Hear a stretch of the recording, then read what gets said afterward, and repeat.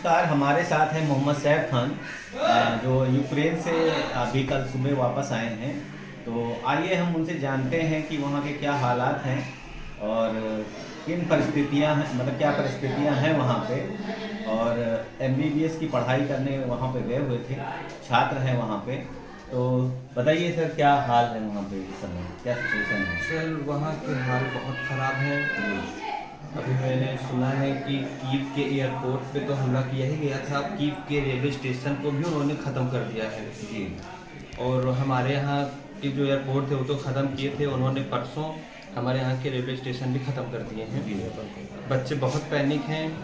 सबसे मेन बात ये कि बच्चे जो बॉर्डर से दूर हैं जी जी उनके लिए कोई ज़रिया नहीं बन पा रहा है कि हम बॉर्डर तक कैसे आएँ। जी कोई बंकर्स में है, जी। कोई अपने फ्लैट के बेसमेंट में है, जी। ऐसे करके सब फंसे हुए हैं। जी 25 तारीख को जब पहली बार वहाँ पे हमला हुआ तो उस समय वहाँ क्या सिचुएशन थी? आपके जो साथ पढ़ने वाले बच्चे हैं वो क्या कर रहे थे उस समय?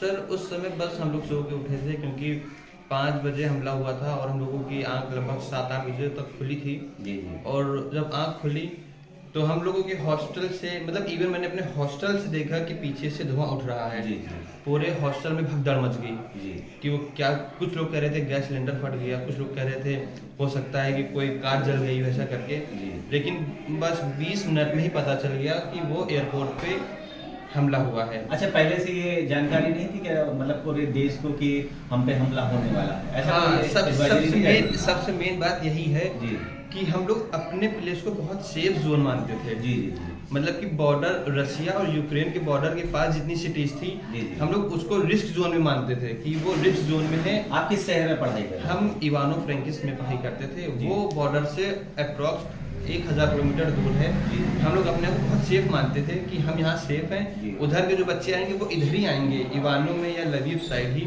लेकिन जब हमारे यहाँ अटैक हुआ जी। तब आप मान के चलिए कि हमको पूरा यूक्रेन अनसेफ फील हुआ जी। कि हम कहीं सेफ नहीं हैं। जी क्योंकि जो उनकी मिसाइल की जो रेंज है वो 1500 से 2000 किलोमीटर जी। की है। जी। तो वो तो हमारे आके हंगरी बॉर्डर के पास भी अटैक कर सकते थे। जी। इतनी दूर, जी जी जी इतने तो करीब। फिर जब हमला हुआ उसके बाद में फिर आपकी संस्था ने, जहाँ पे आप पढ़ाई कर रहे थे, उन्होंने क्या किया? सर हमारी जो यूनिवर्सिटी है एक हिसाब से कहा जाए तो बहुत केयरलेस है। जी जी मतलब जिस दिन अटैक हुआ था उस दिन भी क्लासेस चल रही थी हमारी। जी जी तो आप इसको केयरलेस ही कहेंगे कि जब आपको पता है कि आपकी सिटी में हमला हो गया है, जी बच्चे रुकने के लिए नहीं तैयार हैं, जी जी तो आप क्लास कर रहे हैं। जी दूसरी बात, शायद 2 ही 3 दिन पहले की बात है ये, जी। हम लोगों ने टीचर से पूछा स्पेशली कॉल करके कि आप एक बार क्लियर कर दीजिए, सच सच बता दीजिए, जी। आप यूनिवर्सिटी को छोड़ दीजिए, जी। एज अ ह्यूमन आप हमें बता दीजिए कि हमें जाना चाहिए कि नहीं जाना चाहिए। जी तो उन्होंने बोला कि आप लोग को निकल जाना चाहिए। बस यूनिवर्सिटी हम लोगों को इसलिए कहती थी ताकि बच्चे अगर पैनिक करेंगे, यहाँ से भागना शुरू करेंगे तो हमारे इवानों की कंडीशन खराब हो जाएगी। जी। सब यहाँ के लोग बिल्कुल भगदड़ मचा देंगे, क्या हो गया क्या हो गया। जी जी और वही क्लास हमने आपको बताया क्लासेस चल रही हैं। तो जी। एक दिन पहले हमारी रेडियोलॉजी क्लास थी, तो जी। वहाँ हम लोग जब पहुँचे तो वहाँ पे एक सर्जन थे। उन्होंने स्पेशली हम लोग से बोला कि आप लोग यहाँ से निकल जाइए, विद इन अ वीक जी। यहाँ कंडीशन बहुत खराब होने वाली है। और बस अगले दिन ही वहाँ पे अटैक हो गया। तो फिर आप लोग वहाँ से निकले तो फिर आप लोग कहाँ गए? सर हम लोग वहाँ से निकले, हम लोग ने मतलब जब अटैक हुआ उसके बाद हम लोग बुक कर लिए बस। जी। वहाँ से बस हम लोग का प्लान था पोलैंड निकलने का, लेकिन वहाँ से इंफॉर्मेशन आई कि वहाँ पे कंडीशन बहुत ख़राब है। जी। फिर हम लोग ने इंस्टेंट चेंज किया जी। प्लान, हम लोग हंगरी बॉर्डर के लिए निकल गए। तो कितना समय लगा आपको हंगरी बॉर्डर पहुँचने? हंगरी बॉर्डर पहुँचने में आप मान के चलिए हमें 10 से 11 घंटे। आपके साथ मतलब यहाँ से कम 18-20 हज़ार जी, जी। बच्चे यहाँ से इंडिया से पढ़ने के लिए जाते हैं। जी, जी, जी। तो वहाँ के लोकल भी तो रहे होंगे साथ में जो देश छोड़ना चाहते हैं? हाँ थे, बहुत थे। जी क्योंकि जैसे मेरा हॉस्टल है तो मेरे हॉस्टल में इंडिया, जी। अफ्रीका, पाकिस्तान, मतलब इस तरह ऑल ओवर वर्ल्ड के बच्चे थे। जी, जी।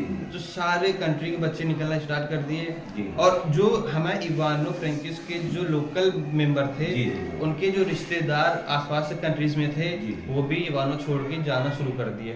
ठीक। क्योंकि जब हम लोग वहाँ पे एक लंबी कतार में खड़े थे जी, जी। भीड़ जी। में, तो हम लोग ने देखा कि वहाँ पे मतलब हमें तो लग रहा था ज़्यादातर वही लोग छोड़ रहे हैं, जी। क्योंकि हम लोग छोड़ने वाले कम थे, हंगरी जाने वाले कम थे। जी जी। तो वो लोग मतलब लग रहा था वो लोग ज़्यादा छोड़ रहे हैं यहाँ जी। से। तो जब आप बॉर्डर पे पहुंचे तो कितने बजे पहुंचे वहाँ पे? हम लोग बॉर्डर पहुँचे रात को लगभग 12 बजे। तो फिर किस बॉर्डर पे, किस देश के बॉर्डर पे? Hungary border. हंगरी बॉर्डर पे। जी। तो फिर वहाँ पे क्या हुआ? सर वहाँ पे कंडीशन बहुत ख़राब थी। सबसे पहली बात, वहाँ पे टेम्परेचर माइनस में था जी जी। और हम लोग के हाथ बिल्कुल फ्रीज हो गए थे, मतलब हम लोग टाइप नहीं कर पा रहे थे, जी, जी। इतना फ्रीज हो गया था हम लोगों का हाथ। जी हम लोग वहाँ पहुँचे लगभग 1-2 बजे के आसपास। जी। तो हम लोग वहाँ पे हम लोग ने बात की, पहले हम लोग पहले कोशिश की बॉर्डर क्रॉस करने की। जी, जी। तो हम लोग वॉकिंग करते हुए जा रहे थे, तो वहाँ के जो पुलिसमैन थे जी। तो उन्होंने मना कर दिया कि आप ऐसे वॉकिंग करके नहीं पार कर सकते हैं, जी, जी। क्योंकि आगे 15-20 किलोमीटर तक जी। कुछ नहीं है, आप कहाँ अच्छा। कितना चल के जाओगे? कोई साधन नहीं है। कोई साधन नहीं है, जी। स्टे करने का कोई कॉफी शॉप वगैरह या कोई जगह नहीं है। कुछ नहीं है। जी, जी। और जो कि हमने देखा भी जब बॉर्डर क्रॉस किया। जी, जी। तो उसके बाद जी जी। जब हम लोग वहाँ पहुँचे, हम लोगों ने उनसे बात की तो उन्होंने मना किया कि नहीं आप नहीं जाइए। जी। और दूसरी बात है, आप एम्बेसी के टच में हैं या किसके थ्रू आए हैं ये भी बताइए। जी जी। तो हम लोग बस एडवाइजरी देखे। जी। एडवाइजरी में ये था कि आप नियरेस्ट बॉर्डर पे पहुँचिए जी जी जी। और वहाँ पे हमारी इंडियन एम्बेसी मिलेगी आपको। ठीक है। हम लोग बस यही दिमाग में था कि अब हम लोग जाएंगे तो वहाँ पे इंडियन कोई मिलेगा हमें, जी। बस इसी उम्मीद में हम लोग निकल गए वहाँ जी से। जी जी। हम लोग वहाँ पहुँचे, हमें वैसा कुछ नहीं मिला। जी जी। हम लोग अप्रॉक्स 5 बजे तक जी। हम लोग कॉल पे कॉल लगाते रहे इंडियन एम्बेसी को, कॉल अटेंड नहीं हुई। जी। मतलब कोई भी कॉल अटेंड डिक्लाइन भी कर रहा था, मतलब हम पता चल गया हम लोगों को कि हाँ वो जग रहे हैं, जी, जी। फिर भी उन्होंने कॉल अटेंड नहीं किया। फिर हमारे एक दोस्त हैं, उनके अंकल एयरफोर्स में हैं, तो उनके फ्रेंड हैं जो न्यूयॉर्क एम्बेसी में काम करते हैं। जी जी। तो उन्होंने वहां से वो कॉल करके इधर प्रेशर किया इंडियन एम्बेसी। इंडियन एम्बेसी को जी। कि आप हंगरी बॉर्डर पे जाइए, वहाँ पे 18 छात्र हैं जो कि -2 टेम्परेचर में परेशान हैं। ठीक है। फिर हमारी उनसे बात हुई तो लगभग 10 से 11 बजे एक वहाँ पे कॉन्ट्रैक्टर हैं, अमरीक नाम है उनका। जी, जी, जी। तो वो आए, उन्होंने बोला कि हमको इंडियन एम्बेसी ने भेजा है ठीक है। और आप लोग यहाँ नहीं रहिए, क्योंकि ये बॉर्डर आप ऐसे नहीं क्रॉस कर सकते हो। आप चलिए मेरे साथ, हम आपको रहने के लिए जगह देंगे।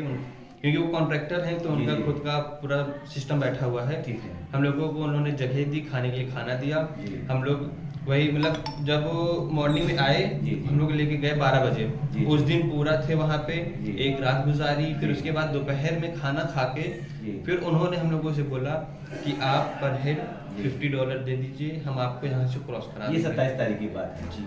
जी। फिर उसके बाद में फिर आप लोग फिर कहाँ गए? फिर उसके बाद हम लोग फटाफट 15 मिनट में जी। रेडी हो गए। हम लोग वैसे ऑलरेडी कोई सामान खोल के नहीं रखे थे, सब पैक था जैसा जी, था जी। रखा था, बस हम लोग को सामान उठाना था, जी जी। शूज पहने थे, निकलना था। ठीक है। हम लोग 15 मिनट में उन्हें कॉल किए। जी। हम लोग वहाँ पैसे अरेंज किए। जी। सबसे पहले पैसे अरेंज किए 10 मिनट में कॉल करके सबसे। जी जी। फिर हम लोग वहाँ से 15 मिनट में निकल गए। फिर हम लोग गए बस पे बैठे, फिर हंगरी बॉर्डर क्रॉस किया हम लोगों ने। तो जब आप यहाँ एयरपोर्ट पहुँचे जी। तो फिर वहाँ पे इंडियन एम्बेसी मिली? नहीं, वहाँ पे इंडियन नहीं मिली। वहाँ पे हम लोग जब पहुँचे जी। तो नहीं, एक्चुअली में हम लोग बस में ना इंडियन भी थे और नाइजेरियन भी थे। जी जी जी। तो जो नाइजेरियन थे वो अपना एम्बेसी से टच में थे और वो उन्होंने कुछ बच्चों ने फ्लाइट करा ली थी ठीक है, अपनी, ठीक है। तो वो डायरेक्ट वहाँ से निकल गए। तो हम 29 स्टूडेंट्स जो जी, इंडियन थे जी जी जी। वो एयरपोर्ट के बाहर खड़े थे, बाकी जो नाइजेरियन थे वो अंदर चले गए क्योंकि एम्बेसी के टच में थे जी वो। जी जी। तो उसके बाद हम लोग ने लगभग 15-20 मिनट हम लोग उनसे बात किए, वो आपस में बात किए क्या जी। कैसा है, जी। पूरी बात बताई हम लोगों ने, ऐसी ऐसी बात है। हम्म। तो उन्होंने बोला कि ऐसा है आप लोग हमारे साथ चलिए, फिर वहाँ पे स्नोफॉल हो रही जी, थी, जी। तबीयत खराब होने का डर था और हम लोग ऑलरेडी -2 टेम्परेचर से आए हुए थे। जी। तो फिर हम लोग गए अंदर, एयरपोर्ट बैठा लगे, हम लोगों को पानी दिया, चॉकलेट दिया, बोले आप लोग यहाँ पे रेस्ट करिए, जी जी। इंडियन एम्बेसी आपकी आएगी अभी। फिर उसके बाद हम लोग 1 घंटे के आसपास रेस्ट किए। जी। फिर उसके बाद एम्बेसी आई हम लोगों जी। के पास। तो आपको वहाँ से लेके आई यहाँ पे इंडिया में, तो उसका चार्ज दिया कि गवर्नमेंट ने वो वहाँ जी, दिया? वहाँ से जो फ्लाइट का चार्ज है वो गवर्नमेंट ने दिया। फिर जी। उसके बाद हम लोग दिल्ली से अपने घर तक पहुँचे, उसका भी चार्ज गवर्नमेंट ने दिया, उसके लिए बहुत थैंक्स है। जी जी। मतलब आप भारत सरकार को धन्यवाद कहना धन्यवाद चाहते हैं कि कहना आपको चाहते हैं। सही सलामत वो वहाँ से निकाल के ले जी, गया। जी। तो हम ये जानना चाहते हैं कि आप वहाँ चूंकि मेडिकल की पढ़ाई करने गए थे, तो अमूमन यहाँ से बहुत सारे बच्चे जो है विदेशों में पढ़ाई करने जाते हैं, तो ऐसा क्यों है कि वो इंडिया छोड़ के बाहर पढ़ाई करने के लिए जाते हैं? फर्स्ट ऑफ ऑल सबसे मेन वजह तो ये है कि यहाँ पे जो डिवीज़न हो रखा है SC ST जनरल जी, OBC जी। की वजह से, जी जी। कोई एक ऐसा नहीं है कि कोई बच्चा अगर 402 बंदे लाए हैं तो दोनों को एडमिशन मिल जाए। जी जी हो सकता है दोनों को ना भी मिले, हो सकता है दोनों को मिल भी जाए, कुछ श्योर नहीं है, क्योंकि SC ST जनरल ओबीसी में काफी भेदभाव की वजह से जी जी काफी बच्चे रुक जाते हैं, जो अच्छे मार्क्स लाते हैं वो भी रुक जाते हैं। जी जी, उनका एडमिशन नहीं हो पाता जी है। जी, और दूसरी वजह यह है कि हमारे इंडिया में चार्ज बहुत लगता है, बहुत कॉस्टली है। कॉलेजेस की फीस जो है जगह मतलब बहुत ज्यादा है। जैसे सरकारी स्कूल मिलते हैं बच्चों जी। को पढ़ने के लिए, तो सरकारी में और प्राइवेट में कितने का अंतर है लगभग? उसमें आप मान के चलिए, जैसे सरकारी है, जैसे सरकारी में तो उतने पैसे नहीं लगते हैं। जी, जैसे जी। हमारे कुछ फ्रेंड्स हैं जो भी पढ़ रहे हैं, जो SC ST का एक बंदा है, जी, जी। बिहार में उसको मिल गया है कॉलेज, ठीक है। तो उसके उतने चार्ज नहीं लगे हैं। मुझे एग्जैक्ट प्राइस नहीं पता है कितना हाँ, लगता है, जी, लेकिन जी। कम ही लगता है, मुझे इतना पता है। ठीक है। जी। तो प्राइवेट में कितनी, जैसे किसी को डॉक्टर बनना है, मेडिकल की पढ़ाई करनी जी, है, जी। तो लगभग कितना पैसा लगता है उसको? आप मिनिमम मान के चलिए 80 लाख। 80 से 90 अगर लाख। आपका टच है कहीं तो, जी, जी, जी। किसी पॉलिटिक्स से आपका टच है जी। तो वो बात करके मतलब फिर जुगाड़ आप से करा देंगे। हाँ, फोन 80 करके लाख कि में वो ना लगे। हाँ हाँ डोनेशन डोनेशन ना लगे कट होने के बाद। जी, जी। नहीं तो अगर आपका टच नहीं है तो आप 1 करोड़ के पार तो जाएंगे ही जाएंगे। मतलब एक डॉक्टर बनने के लिए 1 करोड़ रुपए फीस जो है यहाँ पे आपको इंडिया में खर्च करनी हाँ पड़ेगी। जी, तो प्राइवेट में। जी, बाहर जहाँ आप लोग पढ़ने जाते हैं वहाँ कितने में पूरा होता है? सर आप मान के चलिए 30 से 35 लाख में। मतलब रहना खाना सब कुछ वहाँ पे जी, 30-35 लाख रुपए में जी, जी। आप पढ़ाई वहाँ पूरी कर सकते हैं। कंप्लीट 6 ईयर की। यहाँ पे जो पढ़ाई होती है लगभग 5.5 साल की MBBS होती है, जी, जी। तो वहाँ 6 साल क्यों? जी, वो एक्चुअली में वहाँ पे उनकी खुद की लैंग्वेज भी होती है, जी, वो जी। जो हमको सीखना होता है जी। वो फर्स्ट ईयर में ऐड कर देते हैं, जी और वो फिजिक्स भी ऐड कर देते हैं। जी ये कुछ ऐसे सब्जेक्ट्स हैं, फिजिक्स हो गया, यूक्रेनियन हो गया, जी, जी। इसी तरह और भी सब्जेक्ट है जो फर्स्ट ईयर में ऐड कर देते हैं, जी। और जो मेन सब्जेक्ट है उसको बाद में ऐड करते हैं। जी, जी। तो उसकी वजह से वो थोड़ा डिले हो जाता तो है। अभी आपका वहाँ पे कौन सा ईयर था वहाँ पे? अभी मेरा 3rd ईयर था। अच्छा 3rd ईयर था, अभी 3 साल आपके वहाँ पे बाकी जी, है। 3rd ईयर के मेरा 2nd सेमेस्टर था ये। जी जी।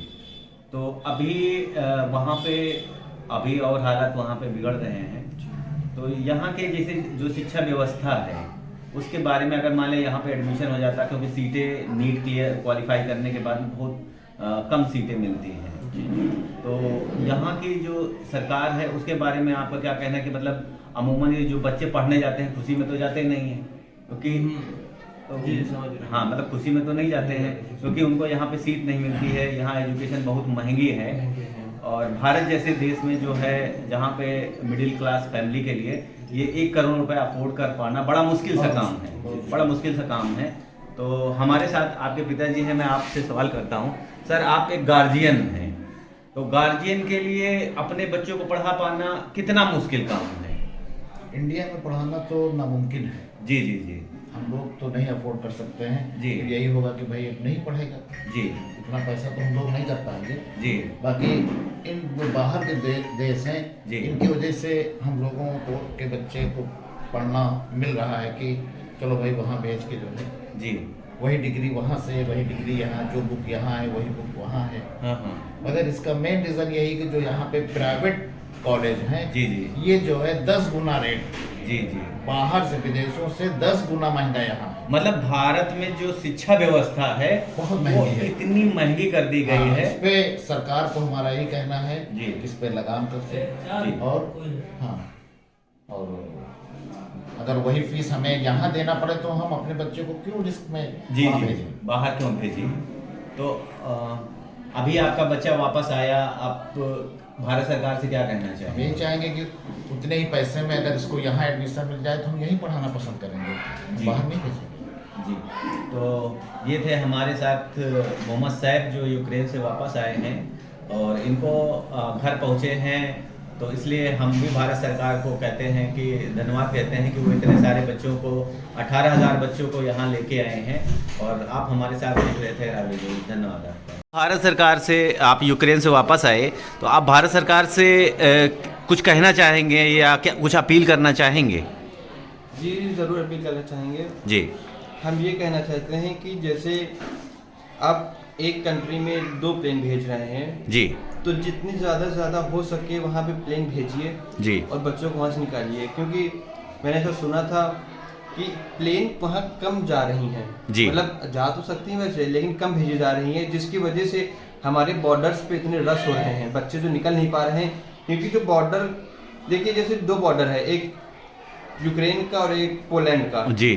तो जो पोलैंड के बॉर्डर है वो बस ये इतना बोल रहे हैं कि 240 स्टूडेंट्स की फ्लाइट है, तो बस 240 स्टूडेंट्स ही वहाँ से क्रॉस करेंगे। जी जी जी। उसके बाद जिसका नंबर 241 है उसको धक्का मार के पीछे कर दे रहे हैं कि खत्म, मतलब दैट्स इट, अब इसके आगे कोई नहीं जाने वाला है। जी जी। तो अगर प्लेन बढ़ जाएगी तो 240 से ज़्यादा और बच्चे वहाँ से क्रॉस कर पाएंगे जल्दी से जल्दी। अच्छा, आपको जानकारी है कि अभी तक कितने बच्चे जो है वहाँ फंसे हुए हैं लगभग? सर हमारे अंदाज से तो हमें लग रहा है कुछ नहीं, तो जैसा कि हमने सुना है कि यहाँ से वो प्लेन गई थी, एयरफोर्स वाली प्लेन गई थी। जी जी जी। उसके बाद मुझे लग रहा है कम से कम 10,000 बच्चे होंगे वहाँ पे, क्योंकि टोटल जो वहाँ की संख्या थी वो 20,000 के आसपास थी। तो अभी भी आधे बच्चे फंसे हुए जी, हैं। उससे ज़्यादा भी हो सकता है। जी जी, धन्यवाद।